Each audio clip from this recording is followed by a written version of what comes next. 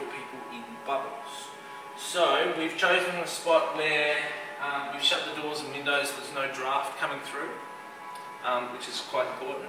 We've got a 2 by 3 metre mat with a tarpaulin underneath, just to reinforce keeping the bubbles off the floor and that kind of thing.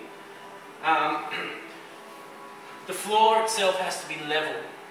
One of the ways you can check if it's level is by pouring bubble mix into the tray, into the moat. If it all runs down to one side, that means the floor is not level. One of the ways you can check if it's level is by pouring bubble mix into it. If all the bubble mix runs down to one side, that means it's not level. So you can prop it up, maybe just with a bit of cardboard or a towel or whatever you've got basically to prop it up and make sure that it's level. The next thing you need to do is take your hand, hello, here you go, and just smudge and wet the edges of the bubble tray.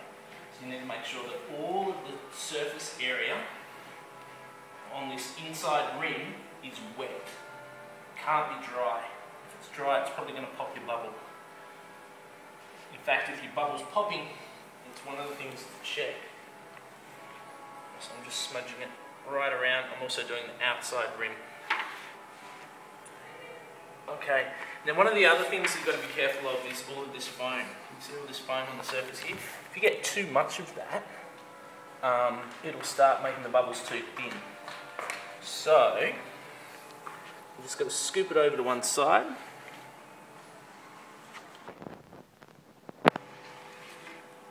Bring it all over to one side and scoop it out. The reason you're getting rid of the extra foam is because basically foam that's in contact with the bubble that you lift up acts like a really complex drain. So it allows all the bubble mix to drain away out of the skin of the bubble as you're lifting it up. You don't want that because it means your big bubble's too thin. Okay?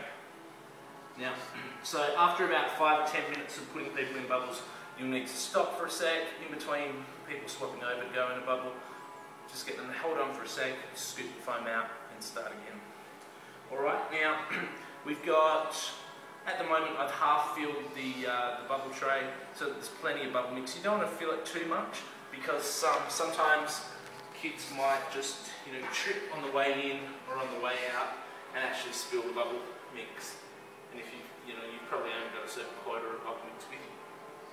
Alright, so once the inside and outside rims are wet with bubbles, you're ready to test the mix. It's a good idea to do this before you start. And ideally before people see it. You can't always do that. So we're lifting it straight up.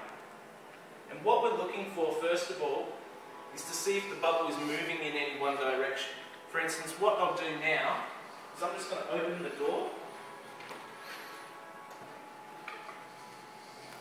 So to give you an example of how the bubble moves when there's a bit of draft.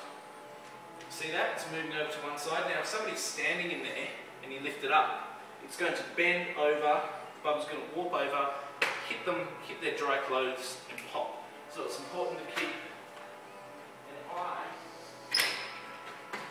on your drafts so that you can lift it straight up.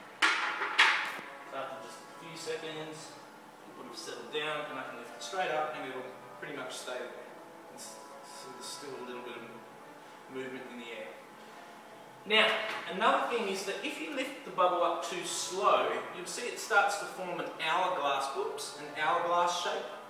So if you're too slow lifting it up, and if you've got maybe a girl with a skirt or something like that that goes out, as the hourglass comes in, it'll hit the skirt and pop, or maybe like a big mum. So you need to be reasonably quick just to lift it up. Okay, so you need to pull it up reasonably quickly so it doesn't have a chance to bend in an hourglass in the middle. Now, the next thing is that when you've got someone in there, you need to get it above their head before you start twisting your soap foot. I'll show you the twist without anyone in. So you lift it up and just twist like that and wait for the bubble to close itself off. Lift it up, twist, wait for the bubble to close itself off, and there it is. Okay? Now when someone's inside, you just need to lift it right up above their heads and then twist it off so that it closes off above their heads. Can I borrow you for a sec? Sure. Awesome. Can you jump in there? We can. Alright. So, what's your name? Vibu. Pardon? Vibu, Dr. Froth. Okay. You too, man. Alright. So we lift it right above Vibu's head and then twist it and it closes off above his head. It's kind of cool. Alright. The other thing we need to be aware of is just to try and have the sides of the bubble evenly around him so that not one side's too close to the Vibu. Otherwise it will pop on him. Okay. Cool. Alright. Thanks, buddy. You look forward to it. Yeah. I'm a bubble maze. Here we go.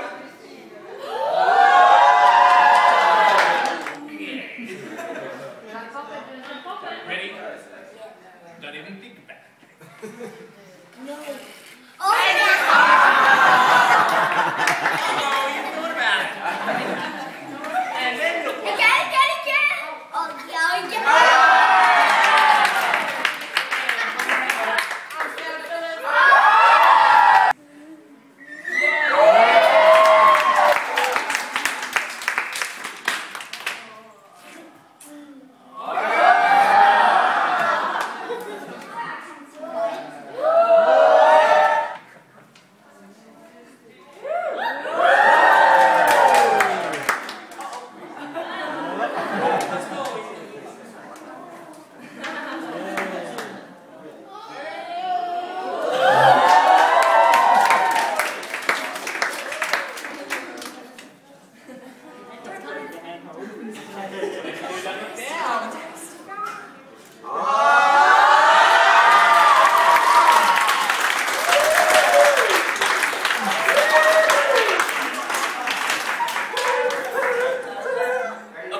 Once you're done, you need to take a bucket,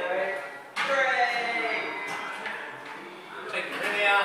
I normally just pop it on the mat there. You want to try and keep it as clean as possible, so take it upside down. I'm going to make sure this isn't overlapping the bubble tray. I'm just going to move it so that if you take a bird's eye view, there's a little bit of a gap. And then I'm going to squat right in the middle, spread my fingers and hands out. I'm really going to be concentrating on these fingers. Alright, I can be quick. Ready? Go. What's up? Okay, so we put the bubble bucket here. And now what I'm going to do is pull the tray out into the bucket. So I'm going to spread my fingers out. I'm going to grab a good grip of it. I'm going to stand up. Take one step over, rest it on, and then start pulling very slowly because it comes out quite wide. Just pull slow, slow, slow. When you get to about here, slide your hands up to the back and step through. Ta-da!